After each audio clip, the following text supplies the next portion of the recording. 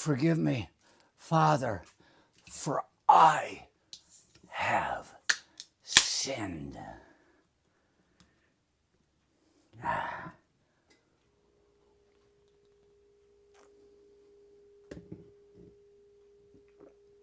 It's been 40 years since my last confession. I had to sit there and do the math. 40 years. It must have been 1983 when I got my confirmation. And you'd have to do a confession before doing so. There in 1983,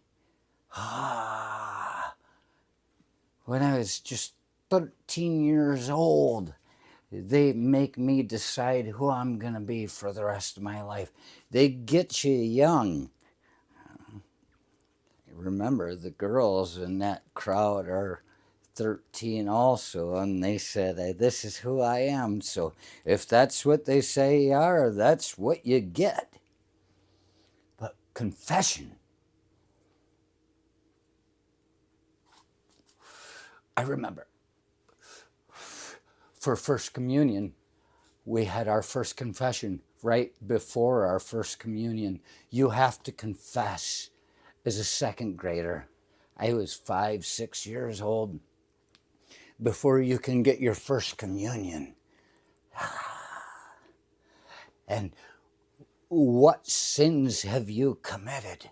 I know you hear people talk about this, but I'll tell you what sin I committed when I lied in confession because I didn't want to look like a liar, like someone who wasn't guilty of anything.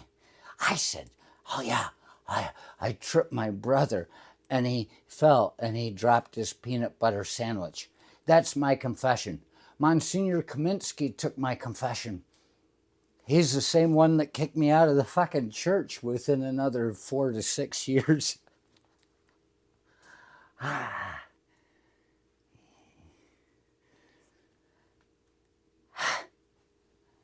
He could have been writing down 2 second graders' confessions and made a story out of it for children. What to not be. Don't be that kid tripping his brother, lying about tripping his brother who dropped his peanut butter sandwich. Don't be that.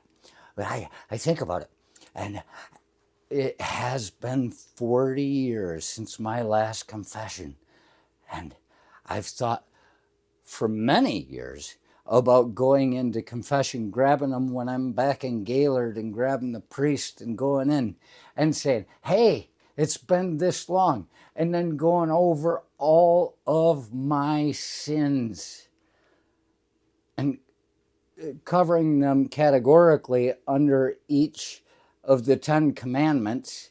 Killing, killing, killing. Oh, adultery. Oh, the Lord's name in vain. Oh, holding another God before me. I worship time. I thought about doing all this stuff in a confession with a priest in Gaylord just to let him sit there and tell my dad, you know what your kid's been up to? Because he's not supposed to. But if my dad knows it, it's because I know how to keep a secret. And it doesn't get out outside of going through a priest. If my dad would have known, then I know these fuckers, they're just gossips like everybody else.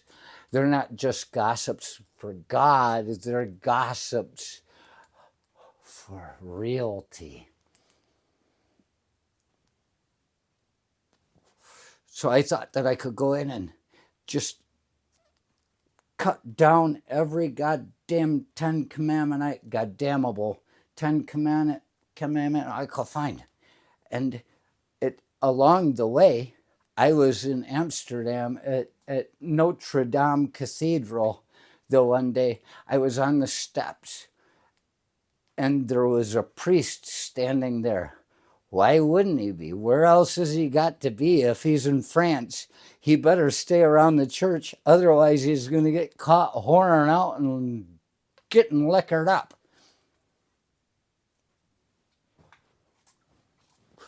And I looked at him and I said, because I felt it was a time. I wasn't going to give him the whole spiel. This is before I came up with it. But I looked at him and I said, would you take my confession? I felt like I was still on the time, on the cusp of peeling away from Catholicism. I said, would you take my confession? And he looked at me and he said, oh, je ne peux pas trouver mon esprit. What the fuck? He's lost his mind. He's lost his soul. Je ne peux pas trouver mon chèvre. Ah, you've lost your goat. What? Je ne peux pas trouver mon raison d'être. You've lost your reason for being. What? And you finally realize this fucker doesn't even speak English. And I said, you can't take my confession. But looking back, I should have given it to him. Because God understands my word.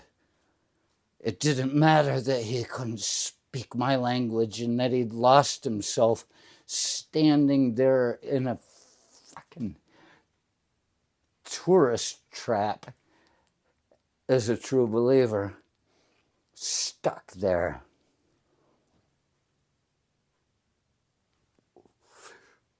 But then I realized, oh boy, I gotta get his picture.